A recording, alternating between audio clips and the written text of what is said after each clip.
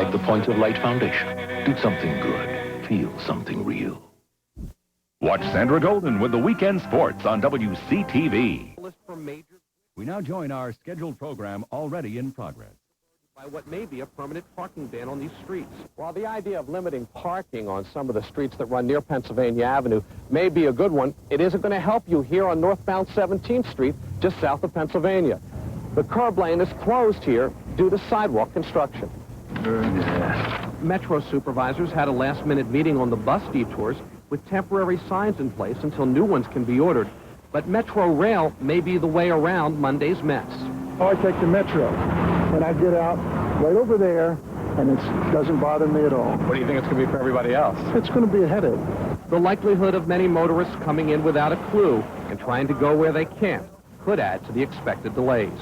Dave Statter for CBS News, Washington.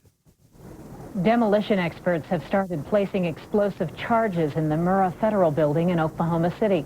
They're planning to use less than 100 pounds of carefully placed dynamite to implode the building tomorrow morning. Over the weekend, experts hired by suspect Timothy McVeigh's defense team inspected the building. They were given until midnight Sunday to examine the structure, but spent only a few hours there. McVeigh's lead attorney, Stephen Jones, told reporters authorities had already removed much of the evidence. This week's issue of Newsweek says the FBI is on the verge of making a number of arrests in the bombing. The magazine quotes a source close to the case as saying, "This thing involves husbands and wives as well as children as young as 12. Since the bombing, the National Rifle Association has been the center of its own storm of controversy.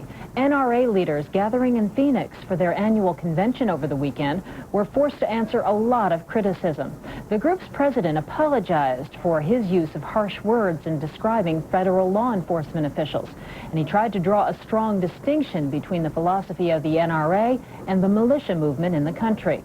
Wayne LaPierre talked with CBS News Chief Washington correspondent Bob Schieffer on Face the Nation. NRA has had a resolution since 1964 against any group that attempts to assume police function, military-type functions. We've condemned violence, anyone that advocates overthrowing the government. Right after the bombing in Oklahoma City, keep in mind, we condemned the bombing, we condemned hate groups, terrorist groups. We called for the death penalty for the people involved. And we have never had anything to do with any of these paramilitary-type groups you see on television. That's not the National Rifle Association. Well, are some of your members members of these militias, though? Some of those malicious people may watch CBS. I mean, as individuals, it's a free country. It's hard to say, but the organization has never provided financial support, any type of support for those organizations. We abide by the rule of law. We redress our grievances through the rule of law. We do battle with ballots at the polling booth, not bullets, believe me. If they were members of the NRA, would you call on them to get out? I think the president hit it pretty well on that point. They have a right to freedom of assembly. They have a right to freedom of speech. They even have a right to own a firearm. But if they advocate violence, if they advocate overthrow of the government, any type of illegal activity, that's where the line needs to be drawn. And we would certainly throw anyone out of the NRA that advocated those points. Let me ask you this, because I know that you have said that you think there should be hearings into these things that happened at Waco and the incident out there in Idaho. George Miller, congressman from California, who's going to be on this broadcast in just a little while, also says there ought to be some hearings to look into some abuses against law enforcement officers that have been taken in some situations like this, perhaps including investigations into the scope and intent of these militias. Would you endorse that as well? Yes, I don't have any problem with that at all. I think we need to get all of this out on the table. I just think there's a lot of double standards going on here. I mean, when the LAPD has an incident, there's a national outcry. And yet when we delivered 25 specific instances along with the American Civil Liberties Union to the White House and the Justice Department, we seem to get a cover-up. I think we need a lot more disclosure and a lot less criticism from this administration at this time. I also think in terms of rhetoric, I hear politicians say the worst things about the National Rifle Association, rednecks, zealots, on, and yet when we use some harsh language, it somehow becomes a national story. I mean, I've apologized for the fact that I think our language was misconstrued to apply to all police. It was never meant to. We were talking about specific instances. I'm going to be more careful in the future. I had a Secret Service agent that's a good friend of mine that he said, "You're talking about me." And I said, "Well, I never meant to." And I realized then I needed to apologize and make it clear we wanted to be more specific. Let me make sure I'm clear on one thing, and I want to ask you about that letter in just a minute. But you did say that you also think there should be some hearings into these militias and what they're about. Is that right? Yeah, yes, I don't have any problem with that at all. But let me say this. In regard to the cases of abuse, you know, we've talked to President Clinton, the press has. They've talked to the National Rifle Association. They've talked to General Reno. I think who we need to talk to now are the victims of this abuse, and let's see whether it's going on or not. If it is, we have a proud tradition in this country of correcting excesses, and that's what we need to do. Now from Oklahoma City to their homes around the country.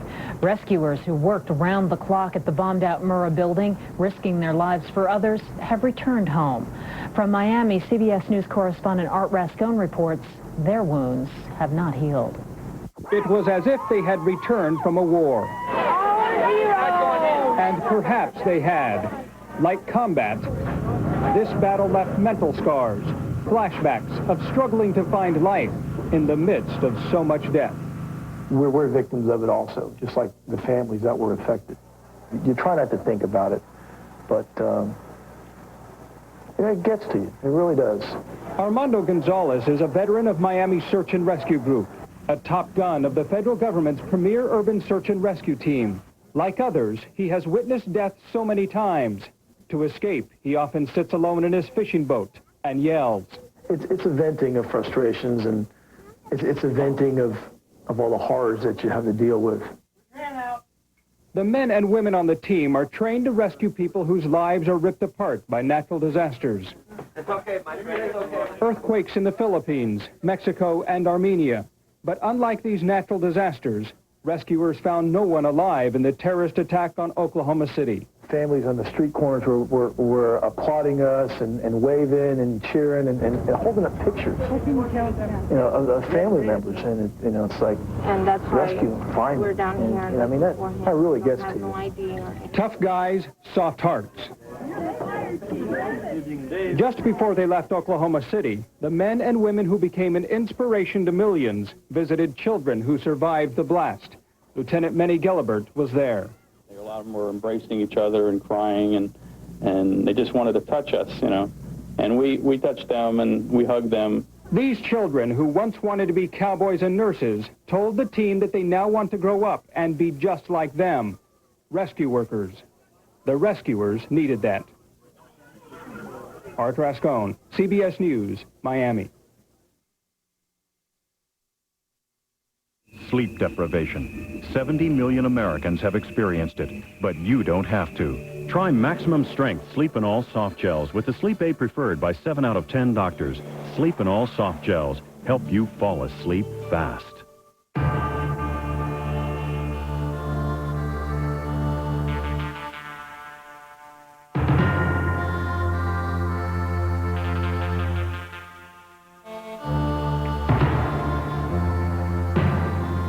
In places where people need an air conditioner that lasts a long, long, long time, they know.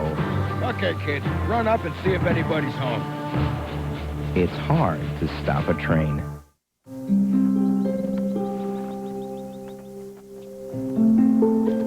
What time is it, Grandpa? It's almost 5 o'clock. We'd better get a move on. Hey, that new hearing aid works good.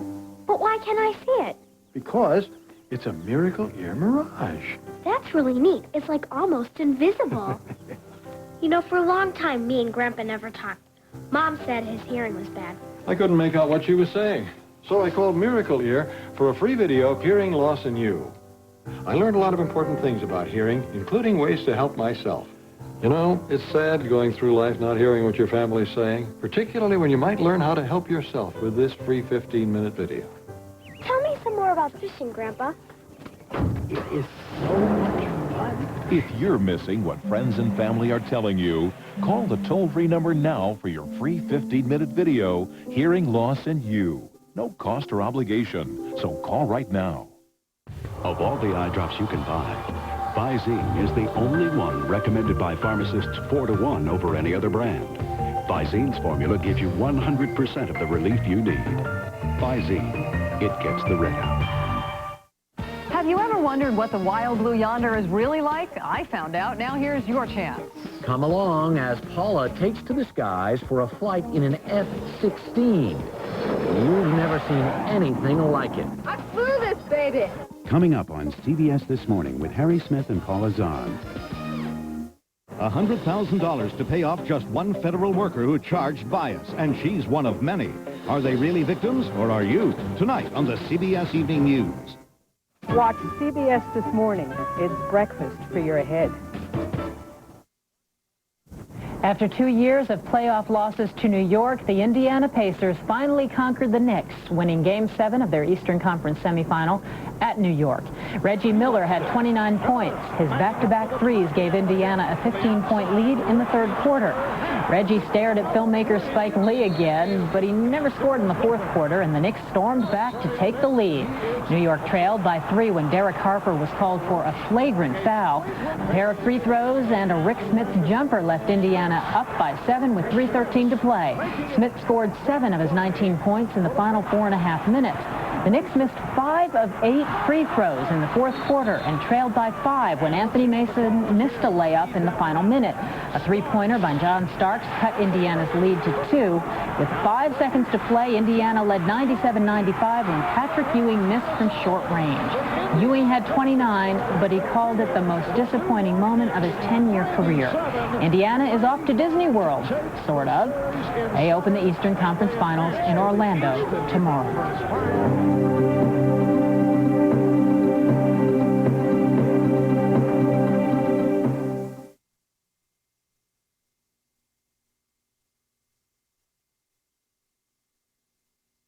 Starting today, you can take the first step toward a new beginning by calling the Greenleaf Helpline, 1-800-247-2747. A trained counselor or nurse will provide information or a free assessment. At Greenleaf, we understand that the emotional or alcohol and drug problems of one family member affect all the others. This can be a new beginning for your family. Call 1-800-247-2747. If you're worried about the future, plant a tree today. They clean the air we breathe, create beauty. They cool our cities, shade us in the summer. Conserve energy. Help fight pollution and protect us from the cold winter winds. Birds will come here when it gets bigger. Children will play under its branches. City trees add the soft touch of nature to our busy lives. It'll give shade, keep things cool. And all the time it's growing, it'll clear the air we breathe. Make life livable for all. All this from one little pine tree. That's the miracle of trees. Start a tradition and plant a tree for each of your children. And make a commitment to their care. Hey, why don't you plant a tree too? Please. Trees for America. Plant a tree, trees for America. Plant a tree today for all the world to share. But not on country roads. Mike Hogan wears his seatbelt on long trips. But not the last time he went out for a pizza. Sue Martinez wears her seatbelt when it rains, but not on sunny days. Thanks for speeding and for not wearing your seatbelt.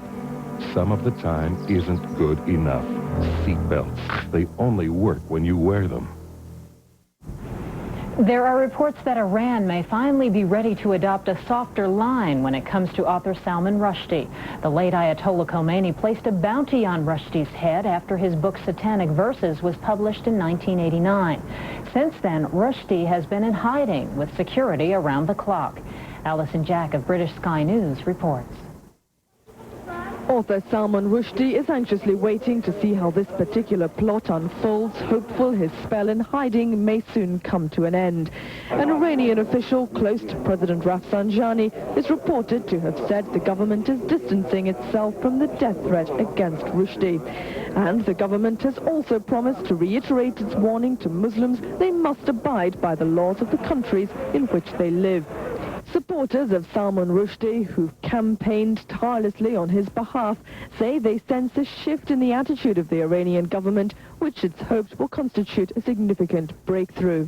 One of the things, for example, that we heard, and it is only a rumor, and may not be true at all, but that the Iranian government would see to it to put pressure on that organization which is offering a bounty for killing Mr. Rushdie. Now, that is definitely new. The fatwa was imposed by the late Ayatollah Khomeini for alleged blasphemy in Rushdie's novel The Satanic Verses. The 6.5 years he's lived secretively with round-the-clock protection. The latest moves are seen as attempts by Iran to sweeten relations with Europe as its dialogue with America has deteriorated.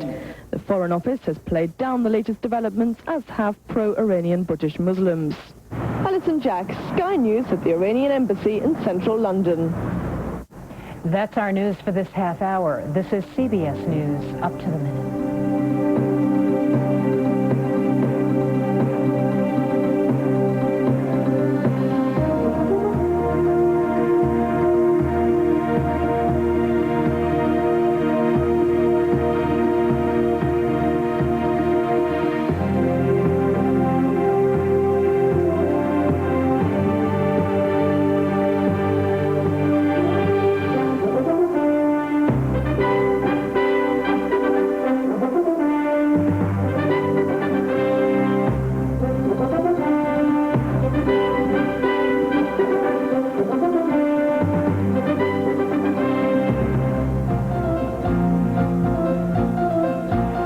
$100,000 to pay off just one federal worker who charged bias, and she's one of many.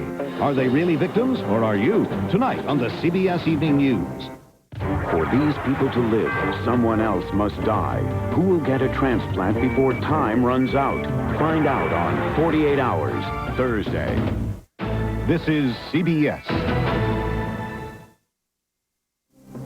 Now on CBS News Up to the Minute, Les Aspin, the passing of a former Pentagon power broker. And the NRA rearms its rhetoric with an eye toward the 1996 presidential campaign.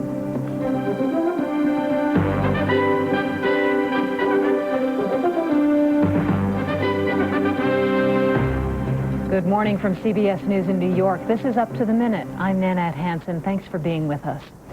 Les Aspin, President Clinton's first Secretary of Defense, died yesterday after suffering a massive stroke. Called a Pentagon whiz kid, the 56-year-old Aspin had an illustrious career in politics spanning more than 3 decades. CBS News correspondent Rob Armstrong reports from Capitol Hill. I, Les Aspin. I, Les Aspin. Aspin was first elected to Congress from Wisconsin in 1970. He became chairman of the House Armed Services Committee after years of berating the Pentagon for wasteful spending and programs that didn't work. He was considered an intellectual among politicians, given more to scholarly debate than executive decision-making. That proved to be one of his problems after President Clinton named him defense secretary. There is no daylight between George Bush and Bill Clinton on the Iraq policy here. The view is it was not an easy posting for Aspin. The congressional clamor for his resignation reached a height in October 1993, when he opted not to reinforce U.S. troops in Somalia, a decision made only days before 18 were killed in a raid. Aspin stepped down January 1994. It's time for me to take a break and to undertake a new kind of work. He denied it had anything to do with a heart irregularity suffered the previous February that forced doctors to install a pacemaker. Rob Armstrong, CBS News, Washington. Federal safety regulators may ask for a recall of some 8 million cars. The announcement, which could come as early as tomorrow, focuses on seatbelts made by Takata Incorporated of Japan. Regulators believe the seatbelts are defective and may unlatch during accidents. Vehicles affected include 1986 through 1991 models from 8 imports and 3 domestic automakers. Washington, D.C. is bracing for a monster traffic jam this morning. A 2-block stretch of Pennsylvania Avenue in front of the White House was permanently closed this weekend. It's an anti-terrorist measure to which President Clinton agreed after being shown drawings estimating the damage an Oklahoma-style truck bombing could do to the executive mansion. Newsweek reports the FBI is on the verge of making a number of arrests in the Oklahoma bombing case. The magazine quotes sources as saying the agency expects to arrest a group of major players, husbands and wives, and children as young as 12. The magazine also says investigators are looking at a white supremacist group's compound in Oklahoma, where suspect Timothy McVeigh telephoned just 2 weeks before the blast. Meanwhile, the bombed-out Alfred P. Murrah Federal Building is set to be demolished tomorrow morning. More political fallout from the bombing. The National Rifle Association has suffered another high-profile defection.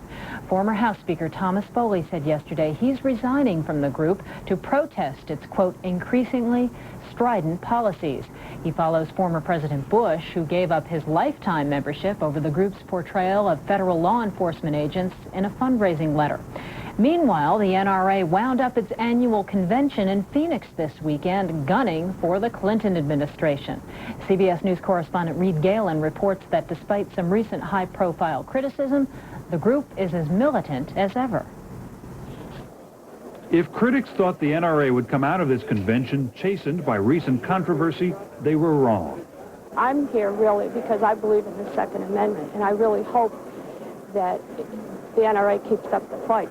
The fight has grown beyond gun rights now to include the conduct of federal agents. When you start talking about criticism of police, even specific instances, that's tough. Our membership wants to be seen as pro-police. This is a very tough task the NRA is taking on. But, says LaPierre, the message from this convention is the NRA will not back off. Controversy aside, the organization remains a potent political force. Presidential candidate Phil Gramm came looking for votes. I own more shotguns than I need, but not as many as I want. But he was the only candidate who came this year. Disagreements on the convention floor have been more a question of degree, how aggressively the NRA presents itself, as symbolized by the opposing views of two longtime members, both public officials here in Arizona. I do believe the leadership has gotten out of control, and they certainly aren't focused on the big issues that this country has to focus on. Phoenix Mayor Skip Rimza quit the NRA after it opposed a city law mandating parental consent for juveniles to own guns. On the other hand, Graham County Sheriff Richard Mack refuses to enforce the Brady Law, which requires background checks for gun ownership. The NRA gave him an award. Public relations is not the NRA's only challenge. It has operated at a deficit the last few years, even while claiming 1 million new members. The more members you have, the more clout you have. And that's a good enough reason, but you have to do it at a reasonable cost. The NRA spends tens of millions of dollars every year on legislative action. It's only in the last 2 decades that the organization has shifted its focus from hunting and outdoor life to political action. That is turning some members off. It should be a little more fun and less politics in it. I have my 11-year-old nephew with me. I'd like him to see it as a sport for someone to enjoy, not something that's a fight every day to maintain. The convention ends with talk of guns and ammunition, the way the organization began just after the Civil War. A momentary pause, perhaps, while the NRA reloads for the coming presidential campaign. Reed Galen, CBS News, Phoenix. There's more DNA testimony on tap at the O.J. Simpson double murder trial this morning. The defense resumes its cross-examination of California state scientist Gary Sims. Once his testimony is finished, the prosecution will call more DNA experts. They'll include a Justice Department scientist and an LAPD criminalist who handled and packaged some of the blood evidence before it was sent for analysis. The FBI's preliminary annual report on crime indicates the overall crime rate fell 3% last year in a third straight decline, while violent crime fell 4% and murder and rape down 5%. Experts believe the overall figure hides a grim truth because it mixes together two trends going in opposite directions. Adult crime rates are dropping fast, while the rate for teenage boys is, quote, skyrocketing. They're breathing a sigh of relief in the South this morning, where flooding has once again hit hard. The Missouri and Mississippi rivers have finally leveled off. Sandbags are still being stacked, even though the worst may be over. The river crested last night in St. Louis to its second highest levels ever, but still well below the Great Flood of 1993. Missouri's governor says he plans to seek federal disaster assistance. Coming up, whether you're about to buy a home or refinance your current mortgage, stay tuned. Our expert has some money-saving tips. And then the thrill of victory.